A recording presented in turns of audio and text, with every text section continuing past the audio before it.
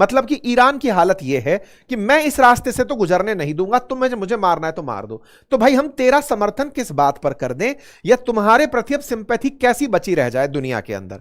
बोले साहब क्यों नहीं, उनका इतना नुकसान हुआ है, तो तुम्हारी हरकतें ऐसी थी, पूरे time death to America, death to Israel चिल्लाने वाले तुम ही थे, बाकी लोग भी तो थे भाई वहां पे, जो अमेरिका की मदद लेकर के या साथ रहकर, दुनिया के साथ रहकर व्यापार करके इतना आगे निकल गए। तुम्हें ही झंडा बुलंद करना था कि नहीं साहब मैं पूरी तरह से अपनी प्रॉक्सी चलाऊंगा, मैं हूती बनाऊंगा, मैं अपने हिजबुल्लाह खड़ा करूंगा, सब तुम्हें करना था ना। इन सब ने तो नहीं किया, तुमने अपनी प्रॉक्सीज बनाई, कुछ फोर्सेस बनाई, बशीद आर्मी बनाई, सब तुमने बनाई, इनने सब थोड़ी बनाई। जब तुम्हारी हरकतें इस तरह की हैं तो ऐसे समय पर दिक्कत भी तुम्हें ही आ रही है।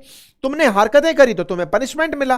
तुम न्यूक्लियर बम बनाने की बात करते हो, तुमसे ज्यादा अमीर देश सामने बैठे हैं, कोई नहीं बनाना चाहता, तो तुम्हारे न्यूक्लियर बम से डरे क्यों अमेरिका और इजराइल? कारण है जो तुम्हारे पास कंकर पत्थर जैसे शहीद ड्रोन हैं, तुम उनसे दुनिया के जहाजों को निकलने नहीं दे रहे। अगर तुम्हारे पास न्यूक्लियर बम हुआ तब तो तुम किसी भी देश के ऊपर बम की धमकी देकर के अपनी मर्जी का काम कराओगे। तो भाई जो उनकी थॉट प्रोसेस है ना अमेरिका वालों की, या फिर यूरोप के देशों की, या जीसीसी देशों की, शायद वो भी गलत नहीं है कि तुम्हारे पास जब मुट्ठी भर इतने चिंदी टाइप के वेपन्स हैं कि तुम उन वेपन से अमेरिका तक अपना एक जहाज नहीं फेंक पा रहे, तुम्हारा एक मिसाइल अमेरिका तक नहीं पहुंच पाया, जो इतनी दूर से तुम्हें मारने चला आया, तुम्हारे इतने से दिक्कत में तुमने दुनिया के 20% ट्रेड को हिला के रख दिया, क्योंकि तुम्हारी लोकेशन ऐसी है कि मैं कंकर फेंक के मार दूंगा। यह हालत ऐसी है जैसे बाब अल मंडल करके जो अपना स्ट्रेट है ना, जो स्वेज कैनाल की तरफ जाता है, वहां पर जिबूती, इथोपिया, ये जो छोटे छोटे से देश हैं, सोमालिया, इन देशों के अंदर समुद्री लुटेरे रहते हैं, और ये जो समुद्री लुटेरे हैं ये जहाजों को लूट लूट करके ले जाते हैं। दुनिया भर के देश उनको एक तरह से कभी गोली मार देते हैं वहीं पर चलते जहाजों पर से कि चलो हटाओ ये आ गए समुद्री लुटेरे, मारो यहां से। अब उन समुद्री लुटेरों को अगर ये पावर मिल जाए कि तुम सबको बंधक बना लो तो दुनिया के लिए टेंशन हो जाएगी। तो कुछ वैसी हरकत ये लोग कर रहे हैं। इस स्थिति को अगर आप समझ पाए हो तो ट्रंप ने क्या कहा कि देखो भाई बहुत दिन हो गए, आप मतलब ये बात जानकर बड़ा आश्चर्य हुआ जब आप और हम इस बात के डिस्कशन में थे, जब डिप्लोमेटिक डेस्क पे हम कुछ सेना के जनरल और राजदूतों से बातचीत कर रहे थे, तब उन्होंने एक बात, बहुत कॉन्क्रीट बात यहां पर रेज करी कि बोले भाई ये जो जगह आप देख रहे हैं, ईरान वालों ने इतना स्ट्रेटेजिकली इस जगह को पकड़ा हुआ है कि अमेरिका के खुद के डेस्ट्रॉयर्स इस रास्ते को पार करके नहीं जा पा रहे। क्यों? क्योंकि ये लोग यहां से गोला चला देंगे। अमेरिका दुनिया की सबसे उन्नत नेवी रखता है, उसे भी एक डर है कि यार कहीं से तो अज्ञात रूप से मिसाइल आ जाएगी, खामखा बेइज्जती हो जाएगी। तो ट्रंप के दिमाग में ना ये हवा खड़ा हो गया था कि यार मैं सुपर पावर बना हुआ हूं हवा में, मैं सुपर पावर हूं नेवी में, लेकिन एक रास्ता पार नहीं कर पा रहा कि मेरे ऊपर मिसाइल आ जाएगी। अब आप समझिएगा इस बात का महत्व क्या है भाई साहब। महत्व यह है कि अमेरिका ने कल रात यानी कि आज अल सुबह 3 बजे दुनिया को यह अनाउंस किया कि मेरे 3 डेस्ट्रॉयर इस रास्ते को पार करके निकल आए हैं। यह जो ट्रंप का जो मैसेज है ना, जो सुबह सुबह आया है आज सुबह 4:16 पे, इसके मायने समझिए। यह छोटे मोटी बात नहीं है अमेरिका के लिए भी, जो अमेरिका इस बात से चिंतित था कि यार कल को मेरे जहाजों पर हमला हो गया तो क्या होगा। बाकायदा अमेरिका के जहाजों पर हमला हुआ और अमेरिका सक्सेसफुली, जैसे आपको याद होगा बीच में उसके पायलट्स जब गिरे थे ईरान के अंदर और वो अपने पायलट्स को जिंदा निकाल करके ले आया था, बिल्कुल वैसा ही कारनामा स्ट्रेट ऑफ हॉर्मुज से इसने अपने जहाज निकाल के किया है। क्यों किया? ये दुनिया को बताने के लिए कि डरो मत, मैं अपने दम पर यहां से जहाज निकाल ले गया। दुनिया भर के देश ऊपर से बैठकर ज्ञान दे रहे हैं, 60 से अधिक देश बैठकर के रोज मीटिंग कर रहे हैं कि साहब अपन को यहां से खुलवाना चाहिए। निकाल क्यों नहीं पा रहे हैं? क्योंकि यहां से ईरान वाले गोला फेंक देंगे। इन्होंने अकेलों ने यह हिम्मत पूरी दुनिया को दिखाई। 3 world class American destroyer just transited very successfully out of Strait of Hormuz under fire. There was no damage done to the 3 destroyers but great damage done to the Iranian attackers. अब इसका मतलब यह क्या हुआ? मतलब यह था कि यह जहाज यहां से निकल रहे थे और जब इन्हें निशाना बनाया जा रहा था तो ये क्रॉस फायर करते चल रहे थे। क्या ईरान ने इन्हें निशाना नहीं बनाया? पूरे टाइम गोलियां चली, पूरे टाइम वेपन उड़े, लेकिन इन डेस्ट्रॉयर्स ने यहीं से रहते रहते पूरे उस बॉर्डर पर अपनी तरफ से मिसाइलें और जो हथियार चलाने थे वो सारे चलाए और उनको उड़ाते चले गए। उनका ड्रोन आ रहा है, मिसाइल आ रही है, जहाज आ रहे हैं, ये सारे के सारों को नेस्तनाबूद करते हुए चले गए। इसी के चलते ईरान ने आज सुबह कहा कि अमेरिका ने सीज फायर का वायलेशन कर दिया है। मतलब तुम वहां से जहाज निकल रहे हैं, उनको निशाना बना रहे हो तो सही। यदि ये सीज फायर, तो ये कैसा सीज फायर है भाई कि जहाज निकलने नहीं दोगे तुम, तुम्हारे बाप का रास्ता है, तुम रोक करके खड़े हो गए कि नहीं साहब यहीं से हम रोकेंगे, किसी और को नहीं निकलने देंगे। तुम भाई पूरे दुनिया को अपना बंधक बना रहे हो। ये दुनिया डरी बैठी है अपने अपने नुकसान से। अक्सर बचपन में कहानी सुना करते थे, बचपन में किसान की कहानी सुना करते थे कि उसके 4 बच्चे थे, उसने सबसे कहा कि जाओ लकड़ियां लेकर आओ, लकड़ियां लेकर आओ, और फिर उसने एक ज्ञान दिया कि इन लकड़ियों को साथ रखो और तोड़ के दिखाओ। कोई नहीं तोड़ पाया, और जब कहा कि लकड़ियों को अलग अलग करके तोड़ो तो वो टूट गई थी, और संगठन में शक्ति नाम की एक शक्ति दी गई थी। अमेरिका ने एक भूल करी थी इस बार, जब वो ईरान पर हमला करने गया किसी को साथ लेकर नहीं गया, उसने दुनिया के सामने संगठन की शक्ति कमजोर हो गई है इसे सिद्ध किया। और इसी की कमी को आज ईरान आराम से कैश कर रहा है कि अमेरिका अकेले गया था। अगर अमेरिका कंसेंसस बनाकर जाता, संगठन में जाता, तो शायद ईरान इस तरह से दुनिया के अंदर इस तरह का संकट, ऑयल का संकट, गैस का संकट ये पैदा नहीं करता। पूरा रास्ता खुलता और दुनिया में कानून बना रहता। ये तब होता है जब संस्थाओं का अतिक्रमण होता है। यूएन का अतिक्रमण अमेरिका ने किया, आज उसका खामियाजा भुगतना पड़ा उसे कि उसके साथ कोई देश खड़ा नहीं हुआ। अगर ये यूरोपियन देश, नाटो फोर्सेस साथ आकर खड़ी होती तो ईरान की मजाल नहीं थी कि वो यहां से गुजरते जहाजों को रोकता। अब इसी कमजोरी का फायदा ईरान इतने दिन से उठा रहा था, लेकिन अमेरिका ने फाइनली फिर से अपनी सुप्रीमेसी सिद्ध करते हुए यहां से अपने जहाज निकाल दिए। और रात को इस तरह की बमबारी पूरे समय रिपोर्ट हुई।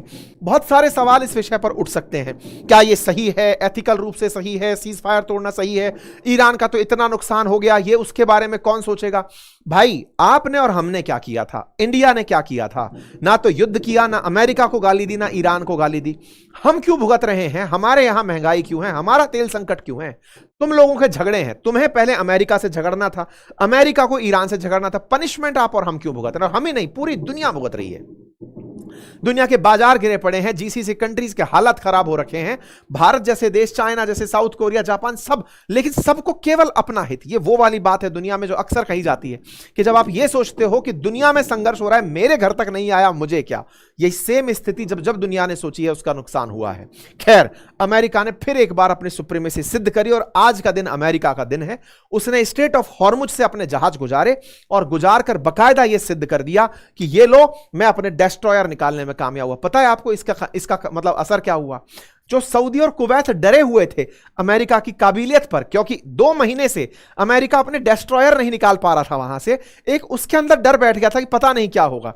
वो खुद आज सुबह होते होते साथ आ गए और कहने लगे कि सर आप हमारा अब एयरबेस यूज कर लीजिएगा, अब हमें विश्वास हो गया है। इसका मतलब अमेरिका अपने साथ कंफर्म कराने में कामयाब हो गया है।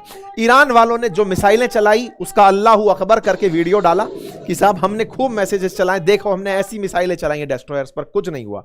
ट्रंप इस बात को लेकर के पब्लिक के सामने आए कि मेरे 3 डेस्ट्रॉयर वहां से निकल कर आ गए हैं। ये छोटी बात नहीं है, अमेरिका ने सिद्ध कर दिया कि अब दुनिया के जहाजों को मैं निकाल पाऊंगा।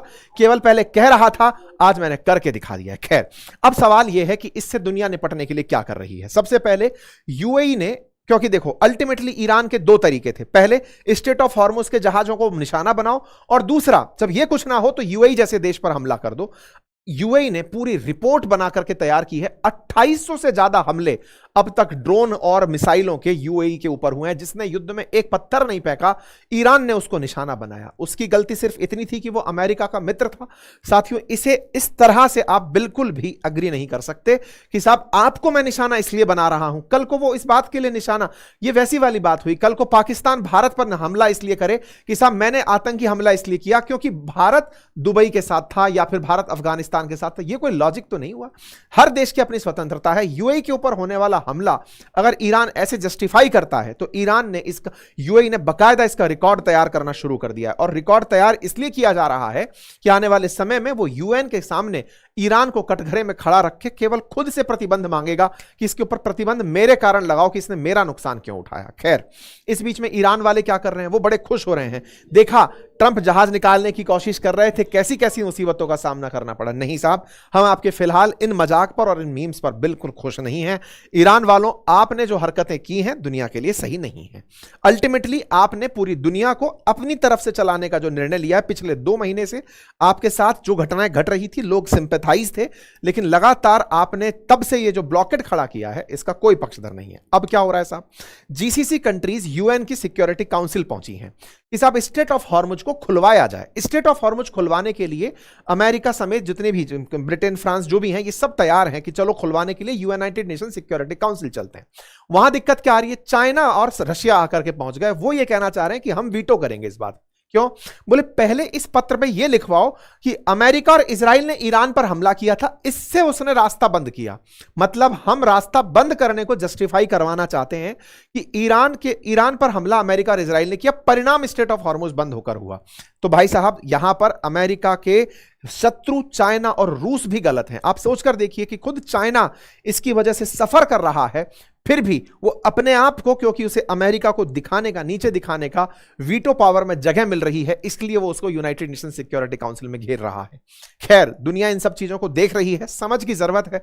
जिस दिन लाइक माइंडेड लोग एक साथ आकर खड़े हुए, दुनिया संयुक्त रूप से होकर यूएन में विश्वास जताने लगी, अमेरिका खुद वापस से सैद्धांतिक रूप से वैसा ही बनने लगा जैसे वो पहले था, अगर वो ये सब करने लगा तो दुनिया में पूरी तरह से व्यापार सुगम होने लगेंगे। खैर, अब यूनाइटेड नेशन की सिक्योरिटी काउंसिल में बात तो चल रही है, वीटो भी अपनी जगह है, लेकिन सबसे बड़ा सवाल फिर वहीं आकर खड़ा होता है कि जो भी है, भारत मध्यस्थता क्यों नहीं कर देता। साथियों, ये जो अभी डिप्लोमेटिक डेस्क, कल जब हमारा डिस्कस हुआ था उस समय पर हमने ये मुद्दा भी उठाया था कि कैसे, हमने जब राजदूत आए थे हमारे साथ में, एक और एक जनरल साहब थे, तो हमने ये प्रश्न भी बनाया था कि भारत मध्यस्थता क्यों नहीं करता। और पैनल डिस्कशन में बहुत अच्छा पॉइंट निकल कर आया।